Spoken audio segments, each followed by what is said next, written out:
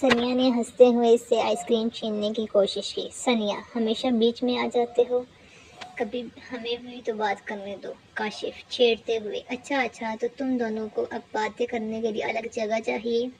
ریحان نے شرارت سے اس کے کندھے پر ہاتھ مارا۔ ریحان، کاشف، کبھی کبھی تم حد سے زیادہ سمجھدار لگتے ہو۔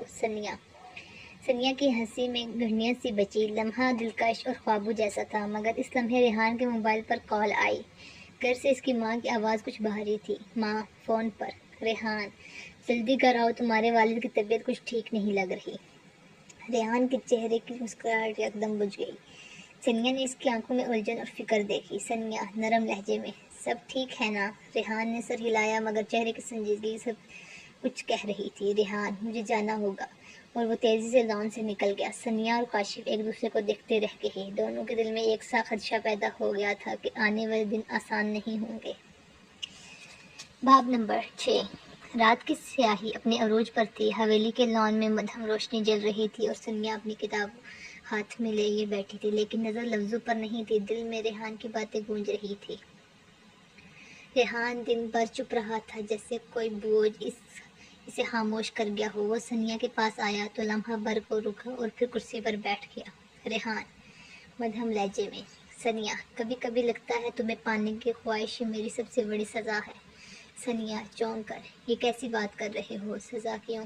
ریحان، کیونکہ تم اتنی مضبوط ہو، اتنی مختلف، کہ میرے جیسے ضدی اور خود غرض شخص کے ساتھ کیوں رہو گی؟ سنیا نے کتاب بند کی اور اس کی آنکھوں میں جھانکا۔ سنیا، تمہیں لگتا ہے تم خود غرض ہو؟ ریحان کڑوی ہنسی کے ساتھ، ہاں، میں چاہتا ہوں تم بس میری ہو، کسی کی اور کی مسکراہٹ میں تمہارا عکس نہ ہو، کسی اور کے خواب میں تمہارا ذکر نہ ہو۔ یہ خود غرضی نہیں تو اور کیا ہے؟ سنیا لمحہ بھر کے لیے چپ رہی، پھر ہلکا سا مسکرا دی۔ سنیا، محبت ہمیشہ تھوڑی خود غرض ہوتی ہے ریحان، لیکن تم بھول جاتے ہو کہ یہ دل بھی ضدی ہے، جس کو چاہ لیتا ہے وہ چاہے مشکل ہو یا آسان چھوڑتا نہیں۔ ریحان اس کے جواب پر گم سا ہو گیا۔ اس نے اپنی انگلیوں کو آپس میں جکڑا، جیسے اندر کی ساری الجھن کو قابو میں کر رہا ہو۔ کچھ دیر بعد کاشف وہاں آ گیا۔ وہ ہمیشہ کی طرح ہنستے ہوئے دونوں کے درمیان بیٹھ گیا۔ کاشف، لو بھائی، یہاں تو ماحول بڑا فلسفیانہ ہو رہا ہے، میں سوچ رہا ہوں اپنی کاپی نکال کر نوٹس بنا لوں۔ ریحان نے اس کی طرف گھورا۔ ریحان، کاشف، کبھی سنجیدہ بھی ہو جایا کرو۔ کاشف ہنستے ہوئے، میں ہی تو ہوں جو تم دونوں کے درمیان تھوڑی ہنسی لے آتا ہوں، ورنہ تو تم دونوں تو ایک دوسرے کو دیکھ دیکھ کر کہانیاں بناتے رہو۔ سنیا ہلکی سی ہنسی ہنس دی اور ریحان کے چہرے پر بھی پہلی بار سکون کی جھلک آئی۔ رات لمبی تھی، لیکن تینوں دوستوں کے درمیان ایک عجیب سا سکون اتر آیا تھا، جیسے سب جانتے تھے کہ یہ سفر آسان نہیں، لیکن ایک دوسرے کے ساتھ رہ کر مشکلیں کچھ کم ہو جائیں گی۔ باب نمبر 7۔ رات کی ٹھنڈی ہوا میں لان کے کونے پر رکھی کرسیوں پر ریحان اور سنیا آمنے سامنے بیٹھے تھے۔ آسمان پر چھائے بادل، ہوا کی خوشبو اور ان کے درمیان خاموشی ایک الگ ہی کہانی کہہ رہی تھی۔ ریحان نے ہلکی سی مسکراہٹ کے ساتھ کہا، کبھی سوچا ہے سانیہ، تمہاری خاموشی مجھ سے زیادہ بولتی ہے؟ سانیہ نے اس کی طرف براہ راست دیکھنے کے بجائے اپنے کپ میں چمچ ہلایا اور ڈیرے سے بولی، خاموشی کو سمجھنا ہر کسی کے بس کی بات نہیں ریحان آگے کو جھکا اور نظریں اس کی آنکھوں پر جما کر بولا، اور تمہیں لگتا ہے کہ میں ہر کسی میں سے ہوں؟ یہ مکالمہ سنیا کو لمحہ بھر کو بے چین کر گیا۔ وہ نظریں چرا کر بولی، پتہ نہیں، کبھی لگتا ہے تم بہت قریب ہو، اور کبھی یوں لگتا ہے جیسے تم ہزاروں میل دور کھڑے ہو۔ اسی لمحے کاشف آ گیا۔ دونوں کو ایک ساتھ دیکھ کر ہنستے ہوئے بولا، واہ، یہ کیسی شام ہے! چائے کی خوشبو، ہوا کا جادو اور دو لوگ جن کے بیچ بس ایک ہاں یا نہ کا فاصلہ ہے۔ ثانیہ نے مصنوعی ناراضگی کے انداز میں کہا، کاشف، تمہارا دماغ میں ہمیشہ کہانیوں کے سین چلتے رہتے ہیں؟ کاشف نے شرارت سے کہا، کہانی نہیں ثانیہ، حقیقت، اور حقیقت یہ ہے کہ ریحان تمہارے بغیر ادھورا ہے۔ ریحان نے کاشف کی بات پر خاموشی اختیار کی، مگر دل کی دھڑکنوں میں طوفان مچ گیا۔ وہ چاہتا تھا ثانیہ کو فوراً کہہ دے کہ ہاں، یہ سچ ہے، مگر اس کی انا اور ثانیہ کی ضد دونوں پیچھے دیوار بنے کھڑے تھے۔ ثانیہ نے دھیرے سے نظریں اٹھائی اور ریحان کی آنکھوں میں جھانک کر کہا، ادھورے لوگ ہی خوبصورت ہوتے ہیں ریحان، کیونکہ انہیں مکمل کرنے والا کوئی ہوتا ہے۔ یہ جملہ سن کر ریحان کے لبوں پر ہلکی سی مسکراہٹ آئی، مگر دل میں ایک فیصلہ اور مضبوط ہو گیا۔ باب نمبر 7۔ رات کی سیاہی اپنی گہرائیوں کے ساتھ ہر طرف چھا چکی تھی، ستارے آسمان پر چمکتے تھے اور فضا میں ٹھنڈی ہوا کا ہلکا سا لمس محسوس ہوتا تھا۔ ریحان اور ثانیہ اب ایک دوسرے کے قریب آ چکے تھے، مگر ان کے درمیان اب بھی کچھ نہ کچھ ایک انکہے لفظ تھے جو دل کے دروازے پر دستک دے رہے تھے۔ ریحان نے لان میں بیٹھے ثانیہ کو غور سے دیکھا، وہ خاموشی سے چائے کا کپ ہاتھ میں تھامے آسمان کو دیکھ رہی تھی، جیسے اپنی دعاؤں کے جواب وہاں تلاش کر رہی ہو۔ ریحان نے دھیرے سے کہا، ریحان، کبھی کبھی لگتا ہے تمہارے دل کی سارے راز صرف آسمان جانتا ہے۔ ثانیہ نے چونک کر اس کی طرف دیکھا اور ہلکی سی مسکراہٹ لبوں پر آئی۔ ثانیہ، راز سب کو نہیں سنائے جاتے ریحان، کچھ باتیں دل میں چھپانے کے لیے ہی ہوتی ہیں۔ ریحان کرسی سے اٹھا اور اس کے قریب آ کر بیٹھا۔ ریحان، لیکن اگر وہ باتیں کسی کے لیے ضروری ہوں، اگر ان باتوں کے بغیر وہ شخص ادھورا رہ جائے۔ ثانیہ کی آنکھوں میں نمی اتر آئی، اس نے نگاہیں جھکا لی۔ ثانیہ، تمہیں کیا لگتا ہے ادھورا کون ہے، تم یا میں؟ ریحان نے اس کے ہاتھ کو اپنے ہاتھ میں تھام لیا۔ ریحان، ادھورا میں ہوں ثانیہ، تمہارے بغیر میری دنیا کا ہر رنگ ادھورا ہے، تمہارے بغیر زندگی کی خوشبو ہی بکھر جاتی ہے۔ چند لمحے خاموشی چھائی رہی، اس دوران کاشف بھی لان میں آیا۔ دونوں کے قریب بیٹھے دیکھ کر اس نے مصنوعی سنجیدگی کے ساتھ کہا، کاشف، واہ واہ، یہ منظر تو کسی فلم کے سین جیسا ہے، لیکن سنو، تم دونوں اتنے سنجیدہ کیوں ہو؟ تھوڑا ہنس لو ورنہ یہ چائے بھی آنسوؤں سے زیادہ کڑوی لگنے لگے گی۔ ریحان نے ہنستے ہوئے کہا، ریحان، کاشف، کبھی کبھی زندگی فلم نہیں ہوتی، اصلی جذبات بھی ہوتے ہیں۔ کاشف نے مسکرا کر کہا، کاشف، ہاں، لیکن یاد رکھو، اصلی جذبات میں ہنسی بھی شامل ہونی چاہیے، ورنہ رشتے بوجھ بن جاتے ہیں۔ ثانیہ نے پہلی بار کھل کر ہنسا اور اس ہنسی نے ریحان کے دل کو سکون دیا۔ رات مزید گہری ہو گئی، مگر تینوں کے درمیان ایک نیا باب شروع ہو چکا تھا۔ ریحان اور ثانیہ کے دل ایک دوسرے کے قریب ہو گئے تھے اور کاشف ان کے درمیان ایک روشنی کی طرح موجود تھا جو سب اندھیروں کو ہنسی میں بدل دیتا تھا۔ باب 9۔ خوابوں کی حقیقت۔ رات کا پرسکون پہر تھا۔ ثانیہ اپنے کمرے کی کھڑکی کے پاس بیٹھی آسمان کے تاروں کو تک رہی تھی، دل میں ایک عجیب سا سکون اور بے چینی دونوں ہی ساتھ موجود تھے۔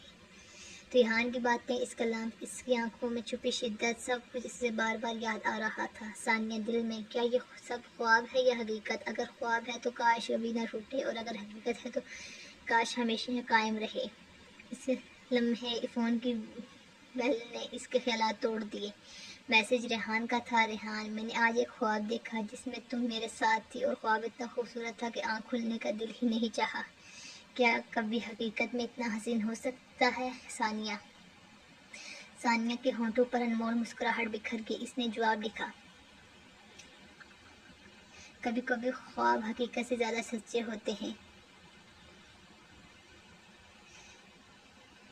کچھ ہی دیر میں کال آ گئی۔ ریحان کی آواز ہمیشہ کی طرح بھاری اور دل میں اتر جانے والی تھی۔ ریحان، ثانیہ، میں تمہارے بغیر جینے کا سوچ بھی نہیں سکتا، تم جانتی ہو تمہاری خاموشی بھی میرے لیے سب سے میٹھی آواز ہے۔ ثانیہ ہنستے ہوئے، تم ہر بات میں شاعری کیوں گھسا دیتے ہو؟ ریحان مسکراتے لہجے میں، کیونکہ تم خود میری سب سے بڑی شاعری ہو، باقی الفاظ تو بس تمہارے تعارف دینے کے بہانے ہیں۔ اسی دوران کمرے کا دروازہ کھلا اور کاشف اندر آ گیا۔ دونوں کے چہروں پر چھائی روشنی دیکھ کر اس نے کہکا لگایا، کاشف، واہ بھائی، واہ بھائی، واہ، تم دونوں کو دیکھ کر لگتا ہے جیسے رومیو اور جولیٹ کا نیا ورژن بننے والا ہے، لیکن ایک بات یاد رکھو، خوابوں کو حقیقت بنانے کے لیے ہمت چاہیے، صرف باتوں سے نہیں ہوگا۔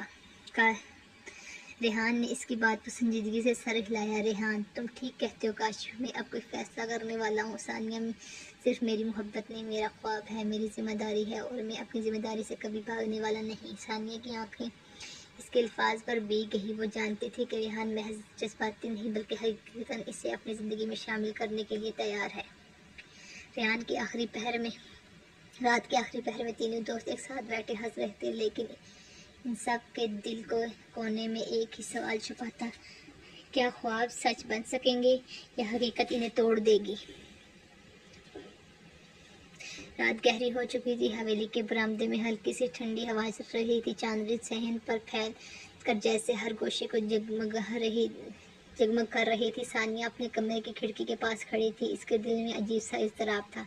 اس لمحے ریحان آہستہ قدموں سے وہاں آیا، دروازے پر کھڑے ہو کر وہ لمحے بھر کو ثانیہ کو دیکھتا رہا، جیسے ہر سانس میں اسی کا نام بسا ہو۔ ریحان مسکراتے ہوئے، ثانیہ اگر تمہاری خاموشی کو لفظ مل جاتے نا تو شاید یہ دنیا سب سے حسین شاعری سن لیتی۔ ثانیہ چونکی مگر نظریں نیچے کیے بولی، ثانیہ ریحان تمہارے الفاظ ہمیشہ دل کو نرمی سے کہنے لگا۔ ریحان کمزوری نہیں ثانیہ، یہ وہ طاقت ہے جو مجھے زندہ رکھتی ہے۔ تم میری دعا ہو اور دعا کبھی کمزور نہیں ہوتی۔ ثانیہ کے ہونٹوں پر ہلکی سی مسکراہٹ آ گئی مگر وہ نظریں چرا گئی۔ اسی لمحے کمرے کے کونے سے ہنسی کی آواز آئی۔ کاشف ہنستے ہوئے، ارے واہ، تم دونوں کی باتوں میں تو فلموں والے رنگ آ گیا ہے، لیکن یاد رکھو مشکل چیز کا مزہ ہی الگ ہوتا ہے، اور ثانیہ تم واقعی بہت مشکل ہو۔ ثانیہ نے مصنوعی غصے سے کہا۔ ثانیہ کاشف تمہیں ہر وقت مزاح ہی سوچتا ہے؟ کاشف ہنسا اور ریحان کی طرف دیکھتے ہوئے بولا، کاشف یار تمہاری قسمت اچھی ہے، ایسی مشکل لڑکی کو پانا ہی اصل جیت ہے۔ ریحان نے گہری نظر ثانیہ پر ڈالی اور بولا، ریحان اور میں یہ جیت اپنی جان سے بڑھ کر چاہتا ہوں۔ ثانیہ کی آنکھوں میں نمی سی آ گئی، وہ دھیرے سے بولی، ثانیہ ریحان تم نے میرا دل جیت لیا ہے، لیکن ڈر لگتا ہے کہیں یہ سب خواب نہ نکلے۔ ریحان نے آہستہ سے اس کا ہاتھ تھام لیا اور بولا، ریحان خواب نہیں ثانیہ، یہ میرا وعدہ ہے، اور وعدہ ریحان خان کبھی نہیں توڑتا۔ کاشف نے تالیاں بجائی اور کہا، کاشف واہ، یہ ہوئی نہ بات، لگتا ہے بابا جی کی محفل میں اب محبت کا رنگ گہرا ہونے والا ہے۔ چاندنی میں تینوں کی ہنسی گونجی مگر ریحان اور ثانیہ کی آنکھوں میں اب ایک نیا اعتماد جگمگا رہا تھا۔ عشق کی دستک ان کے دلوں میں بج چکی تھی۔ انجام عشق، باب 10۔ انجام عشق۔ فضا میں ہلکی سی ہنکی اور روشنی کی کرنیں بکھری ہوئی تھی۔ ریحان اور ثانیہ کی زندگی میں کئی طوفان آ چکے تھے، کئی رکاوٹیں آئیں، کئی بار جدائی کے سائے نے ان کا راستہ کاٹا، مگر آخرکار محبت اپنی سچائی کا ثبوت دے چکی تھی۔ کاشف جو ابتدا سے ان دونوں کا دوست تھا، آج مسکراتے ہوئے ان کے ساتھ کھڑا تھا۔ ریحان مسکراتے ہوئے، آخرکار تمہاری مشکل ختم ہوئی ثانیہ، اب تو آسانی میری باہوں میں ہے۔ ثانیہ نم آلودہ آنکھوں کے ساتھ، نہیں ریحان، مشکل جیت نہیں ہوئی، وہ تو محبت کا دوسرا نام ہے، مگر اب یہ مشکل سہنے لائق ہے کیونکہ ساتھ تمہارا ہے۔ کاشف چھیڑتے ہوئے، یار تم دونوں اتنے ڈرامائی کیوں ہو؟ شادی والے دن میں اگر فلسفہ جاڑو گے تو قاضی صاحب کو بگا دو گے۔ سب کے کہکے بلند ہوئے۔ شادی کا منظر، ہر طرف رنگ اور نور کی بہار تھی۔ ثانیہ دلہن بنی شرمیلی مسکراہٹ کے ساتھ بیٹھی تھی۔ ریحان کے چہرے پر سکون اور فخر تھا، جیسے وہ دنیا کا سب سے خوش نصیب انسان ہو۔ ریحان ہلکی آواز میں، یاد ہے تم نے کہا تھا تم تک پہنچنا آسان نہیں ہوگا؟ ثانیہ مسکرا کر، ہاں، اور تم نے ثابت کر دیا کہ مشکل راستے ہی اصل منزل تک لے جاتے ہیں۔ کاشف آہ بھرتے ہوئے، واہ محبت، تجھے سلام، تو مشکل بھی ہے اور آسان بھی، زخم بھی دیتی ہے اور مرہم بھی۔